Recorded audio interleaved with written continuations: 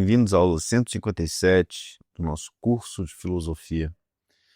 O tema da nossa aula de hoje é o pensamento de Theodor Adorno, e particularmente a crítica devastadora que Adorno faz à sociedade do nosso tempo e ao projeto iluminista. Nós vamos hoje examinar como Adorno demonstra que as promessas de liberdade, as promessas de emancipação da modernidade acabam se convertendo em formas sofisticadas de dominação e de controle. A análise de Adorno vai nos ajudar a compreender que, apesar de nós vivermos em sociedades formalmente democráticas, com acesso aparentemente ilimitado à informação, à cultura, apesar disso, nós nos encontramos cada vez mais aprisionados em estruturas invisíveis de poder. Theodor Adorno nasceu em 1903, em Frankfurt. Ele era filho de um comerciante de vinhos judeu e de uma cantora de ópera católica. Essa origem híbrida, né, entre o mundo dos negócios pelo pai, o mundo das artes pela mãe, entre o judaísmo pelo pai, o catolicismo pela mãe, essa origem híbrida de Adorno marca o seu pensamento, né? Porque, inclusive na sua formação, ele se forma em filosofia, mas ele estuda também composição musical em Viena, com Alban Berg, e ele se torna não só filósofo, como musicólogo e como compositor. E essa formação múltipla de Adorno acaba cumprindo um papel importante nas suas análises posteriores sobre cultura, sobre a arte. Com a ascensão do nazismo, Adorno foi forçado ao exílio. Primeiro ele vai para a Inglaterra, onde permanece por pouco tempo, e depois vai para os Estados Unidos, onde ele permanece de 38 a 49. E foi nesse período de exílio americano que ele escreveu, no final da Segunda Guerra Mundial, junto com Max Horkheimer, A Dialética do Esclarecimento, um livro fundamental que foi publicado em 47. Esse livro é fundamental porque ele questiona os fundamentos mesmos da racionalidade moderna, do projeto civilizatório do Ocidente. E isso, na verdade, é identificado por Adorno Horkheimer como um projeto que surge na própria Grécia clássica. Então, com a ascensão do nazismo, Adorno foi forçado ao exílio, primeiro na Inglaterra e depois nos Estados Unidos. E nos Estados Unidos ele permanece de 1938 até 49. E nesse período de exílio, ele escreve com Max Horkheimer, no final da Segunda Guerra Mundial, a obra Dialética do Esclarecimento, que foi publicada em 1947. Essa obra é fundamental. Ela é realmente um marco no pensamento crítico ocidental. E ela questiona os fundamentos mesmos da racionalidade moderna, da racionalidade iluminista, que Adorno e Horkheimer identificam como tendo origem lá na Grécia clássica. E ela questiona o próprio projeto civilizatório do Ocidente. Então, a partir daí, Adorno vai depois voltar para a Alemanha e vai continuar trabalhando na teoria crítica até morrer em 69. Mas vamos ficar aqui na Dialética do Esclarecimento. É um livro básico, fundamental, que todo mundo deveria ler. E ele emerge de uma pergunta, né, uma pergunta essencial. Como foi possível que a civilização que produziu Bach, Beethoven, Kant, também produzisse Auschwitz? Como a razão que prometia libertar a humanidade pôde ser instrumentalizada o extermínio sistemático. Essa não é uma questão só histórica, né? Porque Adorno percebeu que os mecanismos que tornaram possível o fascismo, o nazismo, continuavam operantes nas democracias liberais depois da guerra. Só que de uma forma mais sutil, mais sofisticada. Já tratamos desse tema com alguma profundidade em 2 aulas quando vimos Marcuse, né, e trouxemos o Admirável Mundo Novo, de Aldous Huxley. E Adorno trata das mesmas questões, essencialmente. Mas ele tem uma abordagem muito própria. E essa abordagem que a gente vai ver agora. Né?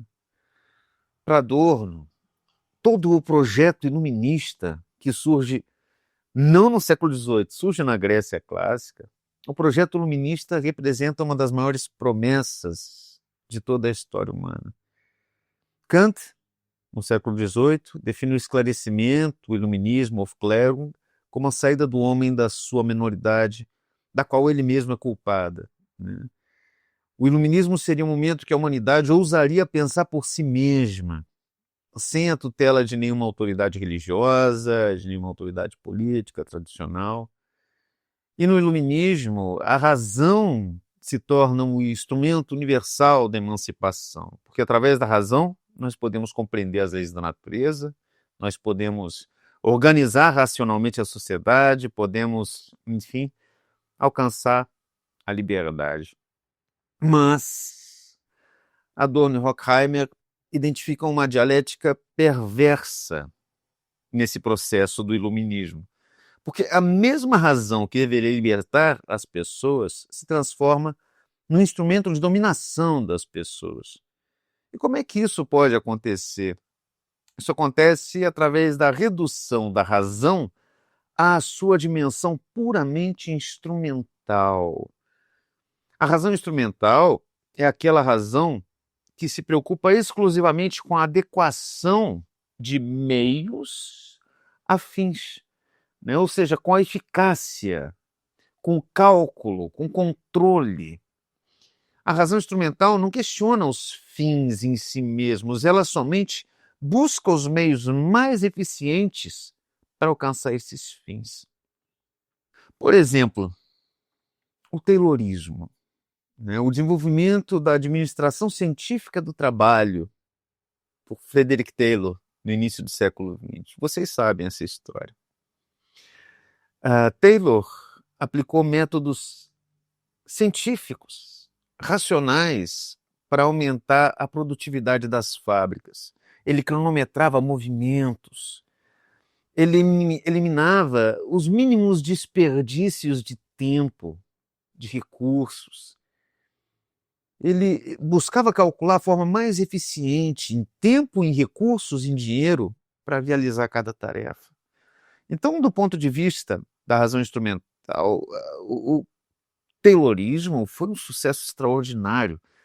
Aumentou drasticamente a produtividade das fábricas no século XX. Mas o que aconteceu com os trabalhadores?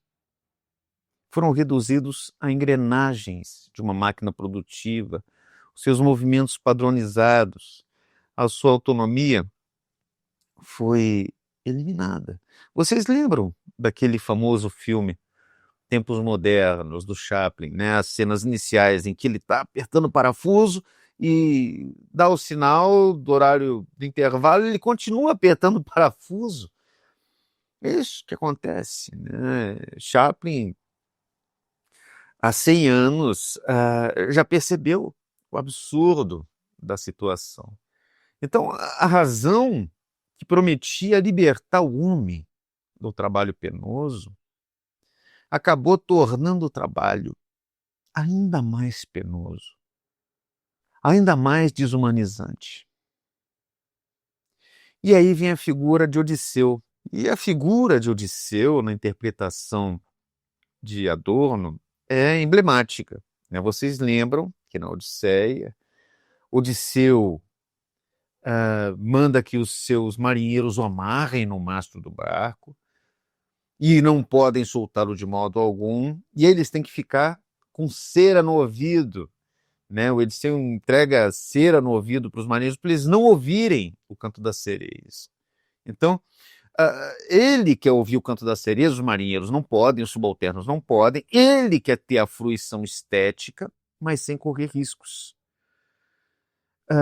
E essa imagem é paradigmática da fruição artística moderna para Adorno, porque ela significa que Odisseu, o burguês, pode desfrutar da arte, mas só como um espectador passivo, amarrado, incapaz de agir a partir do seu desejo. É justamente a posição do burguês na sala de concerto, ou diante de um aparelho estéreo na sua sala de audição. Ele desfruta de Beethoven, mas a música não pode transformar sua vida. A música significa somente um momento de elevação provisória antes de retornar aos negócios, né?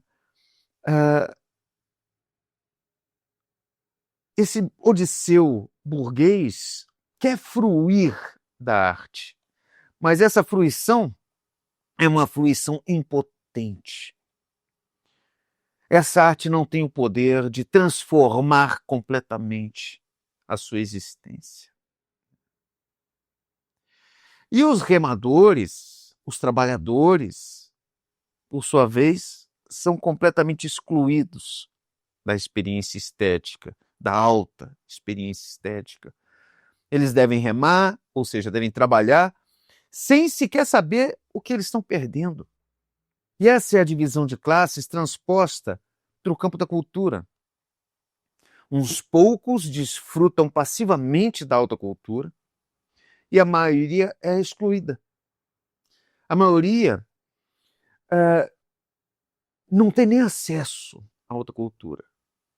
E todos, quer sejam aqueles que têm acesso, quer sejam aqueles que não têm acesso, todos acabam ficando impossibilitados de serem transformados pela experiência da arte. E essa é exatamente a liberdade burguesa. É uma liberdade baseada na autorrepressão calculada, baseada no controle dos impulsos, na instrumentalização de si mesmo, do próprio corpo. O sujeito moderno aprende a tratar a si mesmo como objeto, aprende a calcular os seus desejos, a administrar as suas emoções. Então a promessa de autonomia se realiza, na verdade, como uma heteronomia internalizada.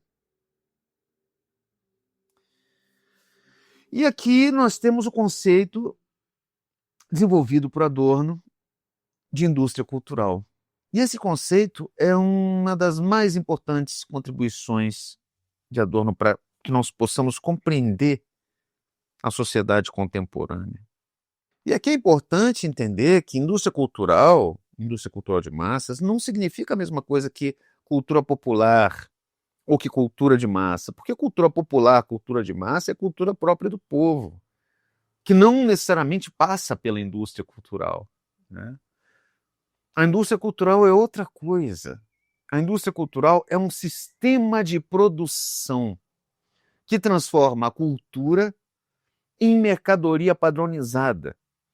Transforma a cultura em mercadoria projetada não para elevar, não para emancipar, mas para integrar os indivíduos na própria ordem existente.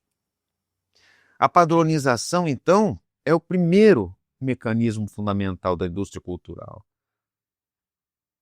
A gente pode pegar aqui o exemplo do cinema de Hollywood. Aparentemente são produzidos centenas, milhares de filmes diferentes por ano, né, em Hollywood. Mas observem a estrutura.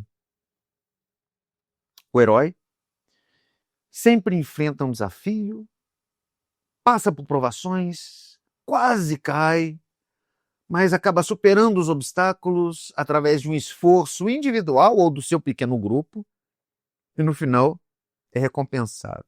É recompensado com algum sucesso material, com algum sucesso amoroso, com algum sucesso na sua honra. E essa fórmula se repete infinitamente, com algumas variações superficiais. Então, o espectador do filme de Hollywood já sabe inconscientemente o que ele vai esperar. E é exatamente o que ele espera que ele recebe. Não há surpresa real, não há questionamento das estruturas sociais, não há perturbação do seu conforto mental.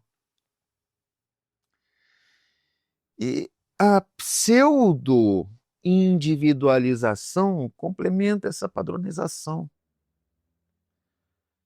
Aqui estamos falando, então, de uma pseudo-individualização que é um mecanismo pelo qual os produtos essencialmente idênticos são apresentados como únicos, como personalizados. Pensem na música pop contemporânea. Cada artista é vendido como único, como autêntico, expressa sua individualidade. Mas as canções seguem fórmulas rígidas. Sempre tem uma introdução, verso, refrão, ponte, refrão e termina, né? Os temas das músicas são sempre os mesmos. Amor romântico individualizado, ou então superação pessoal, ou então traição, ou então festa, ou então celebração do sucesso.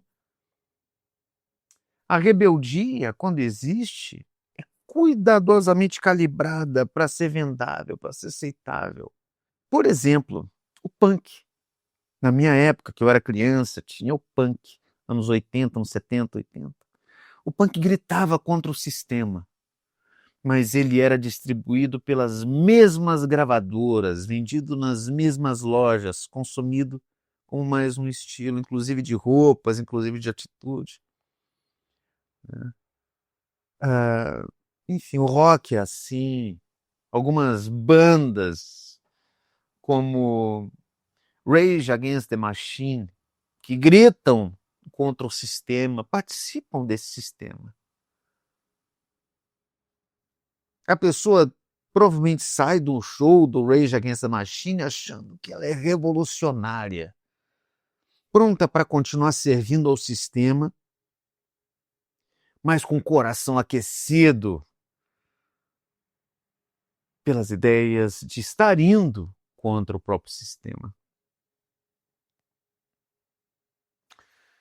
Isso mostra para a gente que, na verdade, o objetivo da indústria cultural não é só o lucro. O lucro é essencial, mas não é só isso. O objetivo mais profundo da indústria cultural é ideológico. É o de produzir sujeitos adaptados ao sistema. Sujeitos que, no fim, acabam confundindo conformismo com a felicidade, ou mesmo uma atitude anticonformista com a felicidade. E mais importante, eles confundem entretenimento com cultura, e são coisas diferentes. A indústria cultural, no fim das contas, é uma fábrica de consciências dóceis. Vamos ver como é que isso funciona concretamente. Existe um fenômeno muito interessante da indústria cultural que são as sitcoms, né, na televisão. E hoje em dia agora nas plataformas de streaming. Essas sitcoms apresentam invariavelmente conflitos que são resolvidos ali em 22 minutos cronometrados. Ou 35 minutos, ou 40. Né? São cronometrados rigorosamente. E a resolução dos problemas sempre passa por pequenos ajustes no comportamento pessoal. Então, por exemplo, o patrão é explorador, basta uma conversa franca para que ele se emocione e tome consciência. O relacionamento está problemático? Basta uma comunicação mais eficiente. Problemas financeiros?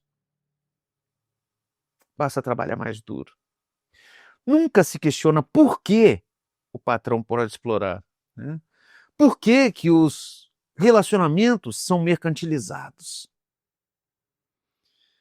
Por que o trabalho duro não garante, por si só, uma segurança econômica? Nunca se questiona nada disso. Os problemas estruturais da sociedade são transformados em questões individuais, com soluções individuais. E a indústria cultural também opera através da administração do nosso tempo livre.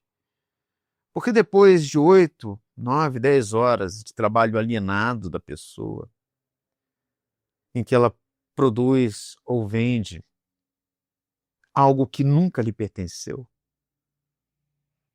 ela chega em casa exausta.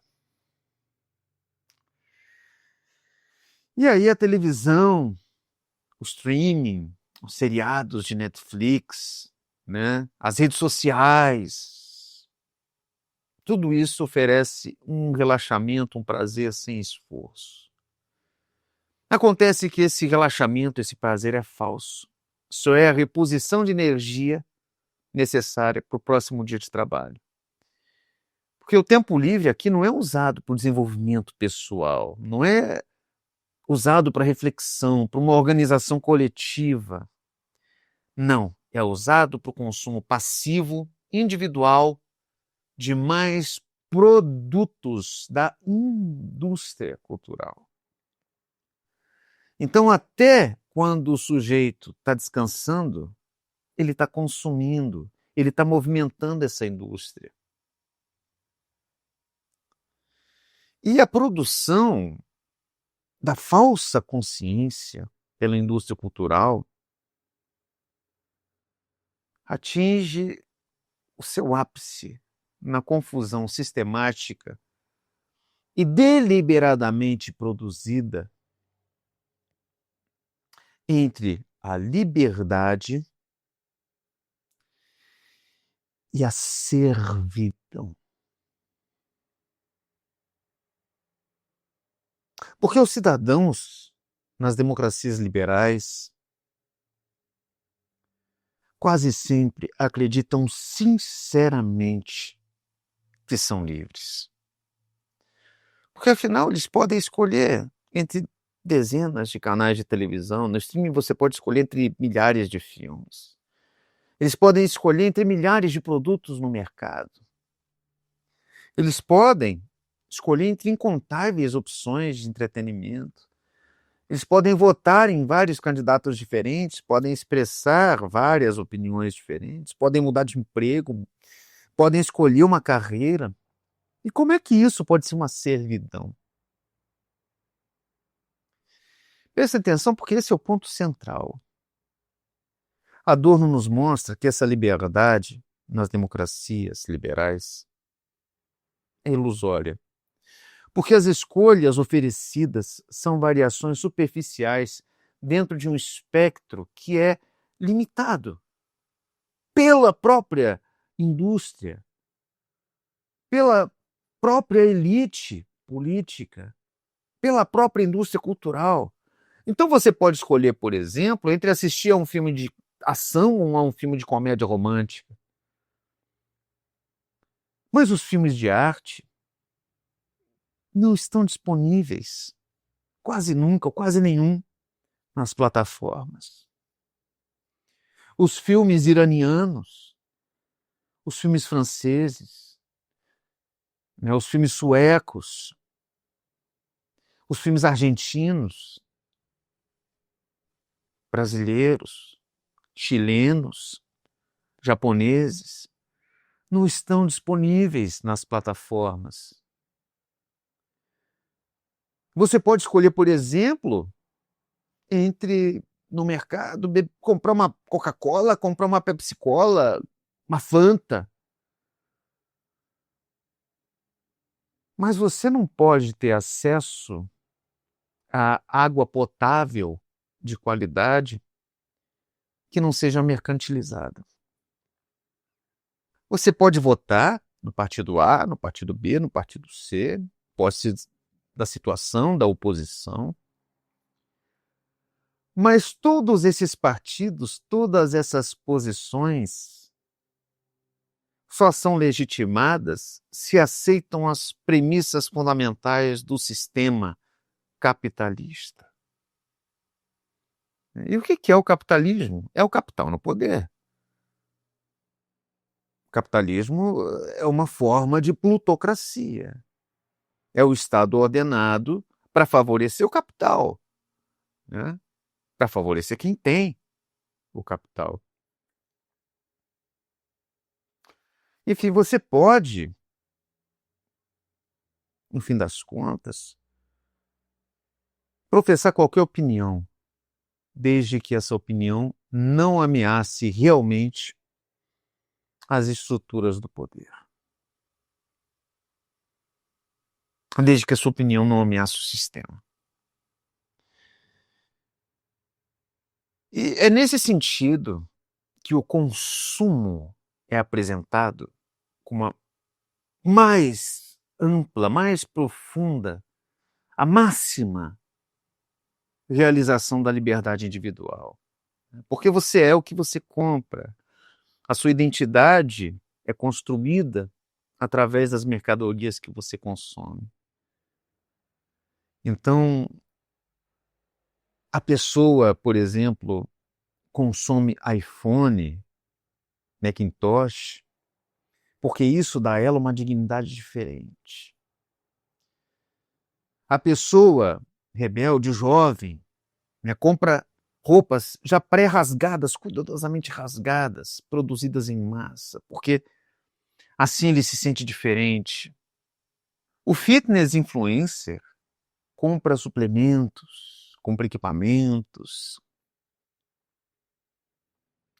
e todos acreditam estar expressando a sua individualidade única com isso. Quando, na verdade, todos estão somente selecionando entre identidades pré-fabricadas que são oferecidas no mercado. Você pode escolher a que nicho você pertence, mas o nicho já está pronto. E essa falsa consciência é produzida através de mecanismos muito sofisticados, porque a publicidade não vende só produtos, ela vende, em primeiro lugar, estilos de vida, ela vende promessas de felicidade, ela vende soluções para ansiedades existenciais. Né? Por exemplo, o carro, o automóvel, ele não é só transporte, ele representa liberdade, representa status, representa virilidade. O carro é a expressão acabada da formação de uma personalidade externa. O smartphone, por exemplo, não é só comunicação, é conexão, é modernidade, é pertencimento.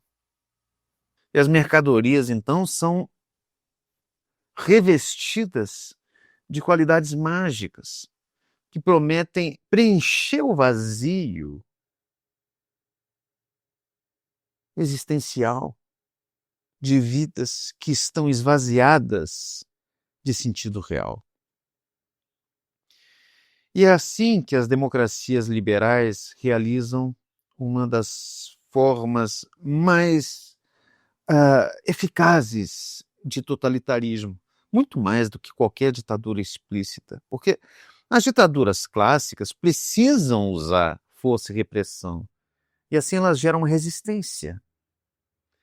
Já o totalitarismo democrático opera através da sedução, do prazer e do consentimento. Os indivíduos no totalitarismo democrático não são forçados a se conformar, eles desejam se conformar. Eles não são proibidos de pensar criticamente, não. Eles são tornados incapazes de pensar para além das categorias que são fornecidas pelo sistema, e são fornecidas por meio do prazer, né? por meio da promessa de prazer. Um exemplo do nosso tempo que ilustra isso tudo é o fenômeno dos coaches, da literatura de autoajuda. Milhões de pessoas compram livros e cursos que prometem oferecer o caminho do sucesso, o caminho da felicidade, o caminho da realização pessoal, através de mudanças de mindset, através do pensamento positivo, através de técnicas de produtividade, né, em vários passos. E o fracasso é sempre individual. Você não se esforçou o suficiente, você dormia enquanto os outros trabalhavam, você se divertia enquanto os outros corriam atrás, você não acreditou suficientemente, você não aplicou as técnicas corretamente. Nunca se questiona se o problema pode estar na própria estrutura social, que torna o sucesso econômico, amoroso, profissional, né, que torna o sucesso, então, impossível para a maioria das pessoas. E a servidão aqui é reempacotada como empoderamento. Né? A pessoa que consegue se submeter aos imperativos da sociedade liberal, capitalista, democrática, é justamente a pessoa que vence, que é empoderada. E nós vemos isso nos nossos modelos educacionais do século XXI no Brasil. Esses modelos exemplificam perfeitamente como a razão instrumental colonizou todas as esferas da vida social. Porque a escola, que deveria ser o espaço privilegiado do desenvolvimento do pensamento crítico, o espaço privilegiado do desenvolvimento da autonomia intelectual, acaba se transformando numa fábrica de produção de capital humano, adaptado às necessidades do mercado. As pessoas são transformadas em capital, em recursos humanos, que vão ser utilizados até a última gota, até a última fibra e depois descartados. A gente pode ver isso quando a gente observa a obsessão com métricas, com rankings do sistema educacional. As escolas são classificadas por notas em testes padronizados, tanto no sistema privado quanto no sistema público. Né? As universidades competem em rankings globais que são baseados em critérios quantitativos. Os estudantes, individualmente, são transformados em números, né, em colocações, em notas de Enem, enfim. E o conhecimento é fragmentado em competências, em habilidades que podem ser medidas. E aquilo que não pode ser medido, que é a criatividade genuína, que é o pensamento crítico, que é o desenvolvimento ético, que são aquelas capacidades que ultrapassam, né, aquilo que faz parte do domínio escolar, tudo isso é marginalizado, tudo isso é eliminado. O caso da plataformização do ensino em São Paulo, no Paraná e em outros estados é um caso exemplar. Os governos estaduais estão atualmente implementando plataformas digitais de ensino que prometem modernizar, democratizar a educação. Mas na prática o que acontece? Conteúdos padronizados são entregues através de telas e essas telas eliminam a relação humana entre o professor e o aluno. E os algoritmos estabelecidos pelas empresas contratadas pelos estados monitoram e avaliam constantemente o progresso dos estudantes. nesses aplicativos. Professores acabam sendo reduzidos a facilitadores de conteúdo pré-programado. E a educação é transformada num treinamento, numa programação de indivíduos para funções específicas, num novo mercado de trabalho, né? E a gente tem algo que é muito problemático do ponto de vista ético, porque as empresas que fornecem esses equipamentos e que oferecem esse tipo de conteúdo, por exemplo, no Paraná, a Positivo, né, essas empresas são doadoras de campanha dos governadores. Aqui no Paraná, a Positivo é doadora de campanha do governador Ratinho Júnior, filho de um comunicador da televisão, né? E a Positivo, então, vende para o governo do Paraná tablets de baixa qualidade. E o governo do Paraná fornece esses tablets da Positivo, doadora de campanha do governador, para os estudantes. E esses tablets, então, são apresentados como ferramentas de inclusão digital. Mas, na realidade, não é nada disso. Além de ser um mecanismo de produção de lucro para uma doadora de campanha, que, de certo modo, vai retribuir na campanha seguinte, né? Além disso, esses dispositivos que estão na escola, que os estudantes usam, são dispositivos de controle e de padronização. Porque o mesmo conteúdo apresentado da mesma forma para milhões de estudantes acaba destruindo a diversidade das perspectivas, né? Acaba impossibilitando a adaptação daquele conteúdo ao contexto local, acaba inviabilizando o diálogo socrático. Em nome de quê? Da eficiência e da escalabilidade. E há algo ainda mais terrível, que é o caso das escolas militarizadas, que representa o extremo dessa lógica. A militarização do ensino é apresentada no Paraná, em Santa Catarina, em São Paulo, em Minas Gerais, em governos que são ligados a um lado do espectro político. Essa militarização do ensino, então, é apresentada como uma solução para a indisciplina e para o baixo rendimento das crianças. E as crianças e adolescentes são submetidos nas escolas militarizadas a regimes disciplinares muito rígidos. Elas são uniformizadas não só nas roupas, mas nos comportamentos e nos pensamentos. O modelo militar, que envolve uma hierarquia rígida, uma obediência cega, a supressão da individualidade, o modelo militar é aplicado à formação de cidadãos. Esse absurdo atinge o ápice quando nós vemos crianças de 8, 10, 12 anos marchando em formação, com uniforme militarzinho, gritando palavras de ordem, sendo treinadas para obediência automática. E isso é apresentado como educação de qualidade, quando, na verdade, a antítese da educação é um adestramento.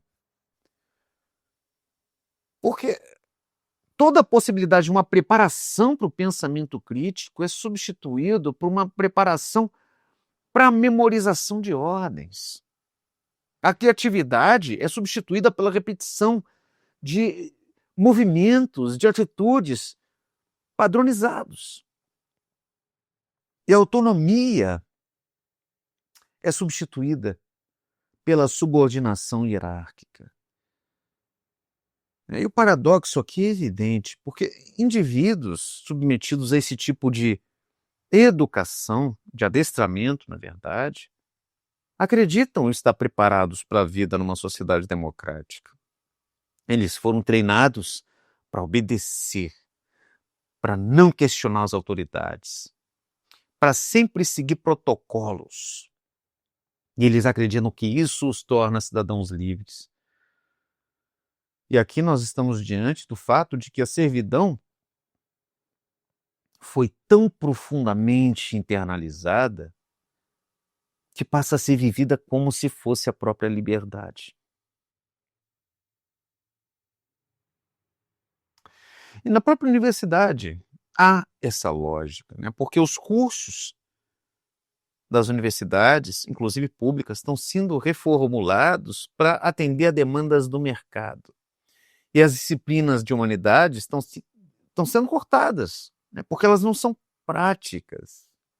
As pesquisas são financiadas e avaliadas depois por critérios de impacto, de inovação, definidos em termos mercadológicos. Então, o pensamento, inclusive na própria universidade, está sendo substituído pelo empreendedorismo. E a reflexão está sendo substituída pela produtividade, pela eficiência. Mas é uma produtividade, uma eficiência dentro do próprio mercado. E isso não tem nenhuma relação com todo o universo de investigações gerais, profundas, críticas, que sempre compuseram o próprio fundamento e a própria finalidade da existência da universidade. E aqui nós chegamos, então, amigos, a um ponto crucial da análise de Adorno. Porque tudo isso somado, nós percebemos que a democracia liberal moderna é uma forma de totalitarismo. E quando eu digo que a democracia liberal é totalitária, eu digo algo que pode parecer paradoxal, pode parecer exagerado. Mas Adorno nos convida a pensar o próprio conceito de totalitarismo implícito nessa caracterização.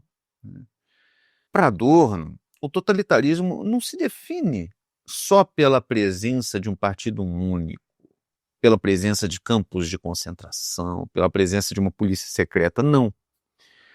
O totalitarismo, para Adorno, é fundamentalmente um sistema social que elimina a possibilidade real de um pensamento independente, de uma crítica real substantiva.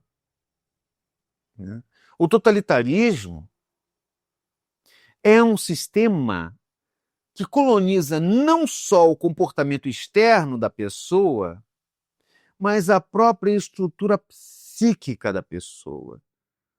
Né? E assim os indivíduos se tornam incapazes de imaginar alternativas políticas, sociais, econômicas, filosóficas, existenciais. E nesse sentido, as democracias liberais contemporâneas realizam essa colonização exterior e interior do indivíduo de forma muito mais eficaz que as ditaduras clássicas. Porque enquanto as ditaduras clássicas precisam reprimir o pensamento divergente, precisam reprimir a diferença, né? As democracias liberais, por outro lado, tornam esse pensamento impossível. Ou quando ele é possível, tornam esse pensamento irrelevante. O controle não opera mais através da proibição. O controle agora opera através da proliferação infinita de um ruído informacional que torna impossível distinguir o essencial e o supérfluo. Né? E isso fica muito evidente quando nós vemos, por exemplo, aquilo que é discutido na imprensa. O que é mais discutido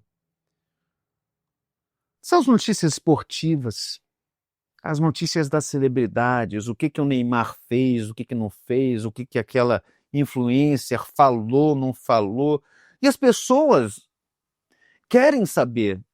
Só que elas são direcionadas pela imprensa na sociedade democrática a saber aquilo que é irrelevante, aquilo que é a nulidade, né? É o ruído informacional que torna impossível distinguir o essencial e o supérfluo.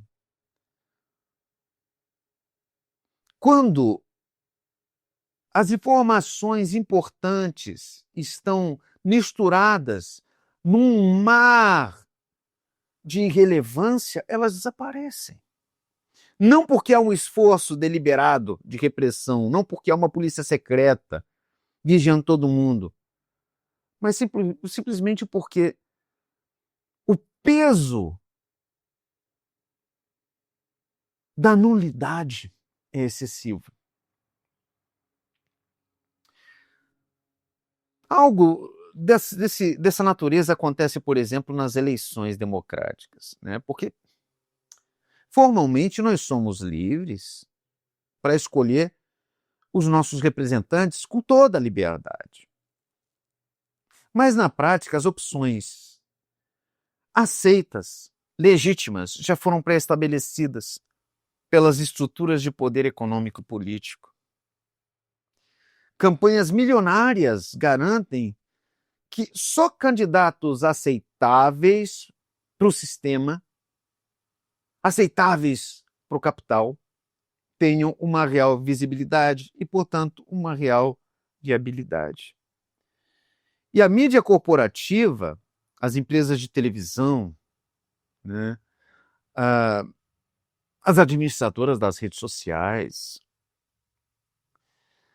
o próprio Google, hoje, né, a mídia corporativa, então, define completamente os termos do debate e exclui ou afunda num mar de irrelevâncias todas as perspectivas que realmente questionem os fundamentos do sistema. Então, na vida política, eleitoral, nas democracias liberais, o cidadão escolhe somente entre variações mínimas de uma mesma política fundamental. A oposição e a situação, em quase tudo, naquilo que mais importa, são o mesmo. Defendem as mesmas ideias, realizam as mesmas práticas. As diferenças são pontuais, né? De fato, as tecnologias digitais intensificaram exponencialmente esse controle totalitário do pensamento. Porque cada clique, cada busca, cada interação online é registrada, é analisada, é utilizada para prever e para direcionar todos os nossos comportamentos no futuro. Nós vivemos hoje numa espécie de panóptico digital, mas o panóptico, quando foi imaginado por Bentham, no utilitarismo, era um sistema de controle dos presos, né? Vocês sabem, um edifício circular com um prédio central, os presos ficavam no edifício circular e a pessoa que era responsável pelos presos ficava no prédio central vigiando todos os presos, né? Porque a parede interna era aberta. E, na verdade, nem precisava ter ninguém lá dentro desse prédio central, porque as pessoas, meramente pela própria possibilidade de estarem sendo observadas, elas se comportavam bem. A ideia era essa do Bentham, né? Mas hoje esse panóptico digital que nós usamos é um panóptico voluntário. Nós mesmos fornecemos com as nossas interações digitais os dados que permitem o nosso controle. E aqui os algoritmos são alimentados com as nossas decisões digitais e acabam determinando o que nós podemos ver, o que nós podemos ler, com quem nós vamos interagir. E assim vão se criando bolhas informacionais que garantem que cada pessoa receba somente as informações que confirmem os seus preconceitos existentes, né? E uma gestão algorítmica do comportamento tem o poder de realizar o sonho totalitário do controle total, porque agora não é mais necessário proibir pensamentos subversivos. Basta garantir que eles nunca apareçam no feed. Não é mais necessário censurar. Basta inundar o feed da pessoa com tanto conteúdo irrelevante que aquilo que é relevante se perde.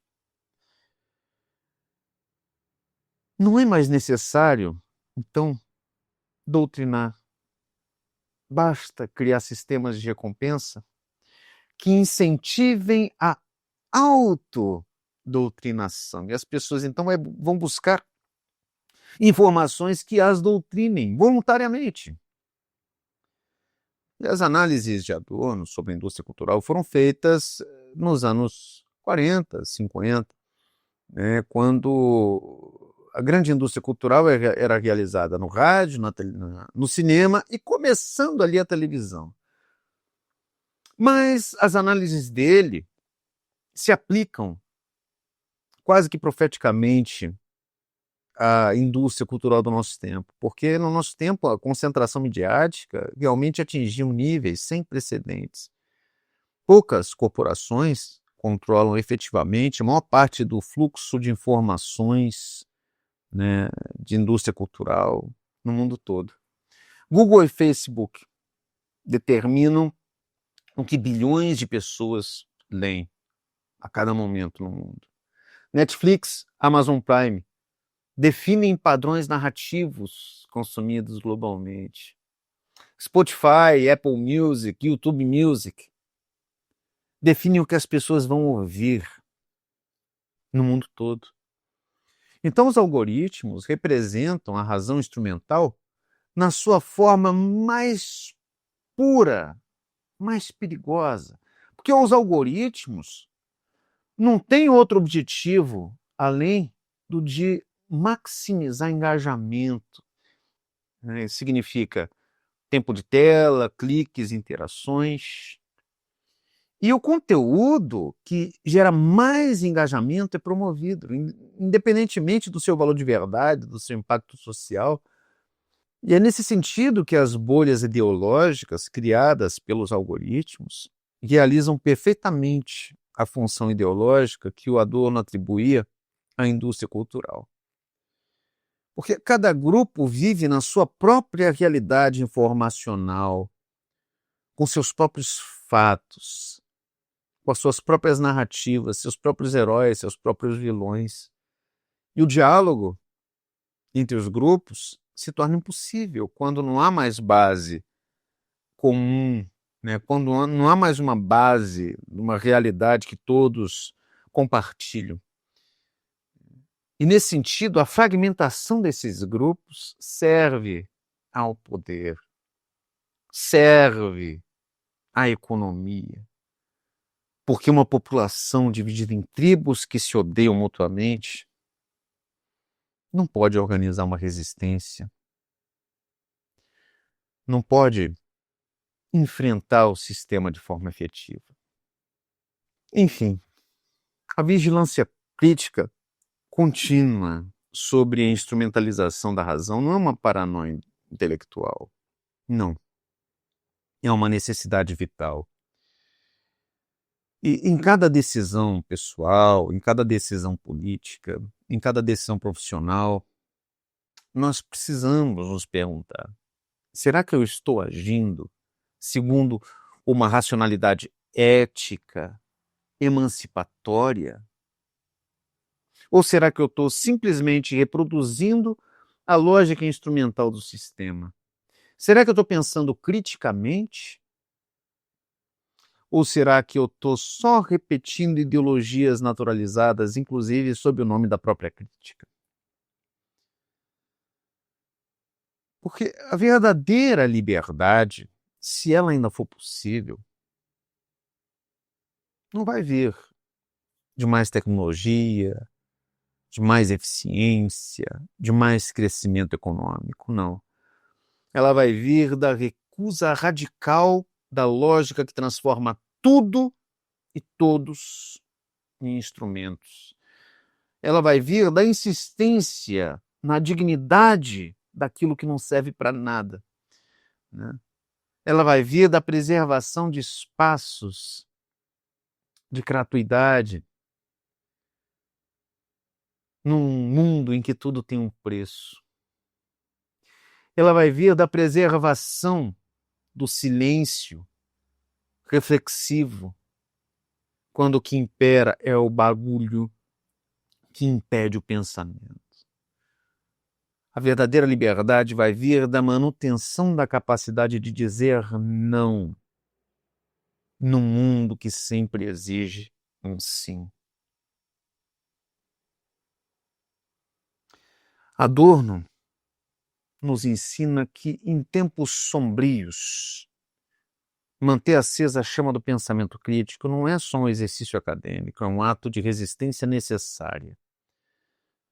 No mundo que conspira para nos tornar autômatos sorridentes, insistir na capacidade de pensar, de se indignar, de sofrer, inclusive, de imaginar o radicalmente diferente, o radicalmente outro.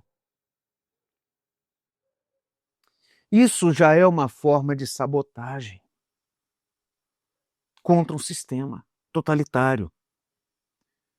Uma sabotagem pequena, talvez. Insuficiente, provavelmente. Mas uma sabotagem necessária. Absolutamente necessária.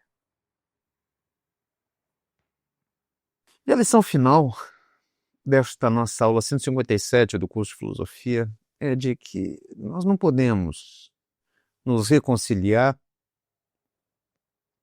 com um totalitarismo, ainda que esse totalitarismo esteja apresentado sob uma roupagem democrática. Porque toda aceitação do mal menor é uma cumplicidade com o mal maior. Que todo conformismo disfarçado de realismo é uma capitulação. Num mundo falso, a verdade só pode aparecer como negação. Então, numa sociedade que transforma seres humanos em coisas descartáveis, a nossa insistência na irredutibilidade do ser humano tem que ser o início de toda reflexão política. Porque o totalitarismo democrático em que vivemos é sutil. É mais sutil que as ditaduras explícitas, mas não é menos total, não é menos totalitário. E combater esse totalitarismo exige mais que protestos, mais do que reformas. Exige, em primeiro lugar, a transformação radical da nossa forma de pensar, da nossa forma de sentir, da nossa forma de viver. Exige a recusa da razão instrumental em favor de uma racionalidade emancipadora. Exige a rejeição da cultura como mercadoria. Exige a superação da educação como treinamento em favor da formação educacional como um desenvolvimento integral do ser humano.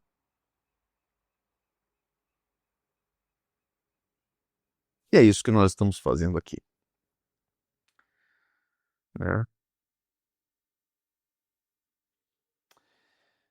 Enfim, vamos ficar por aqui. Tenham uma excelente semana. Até a próxima aula. Tchau.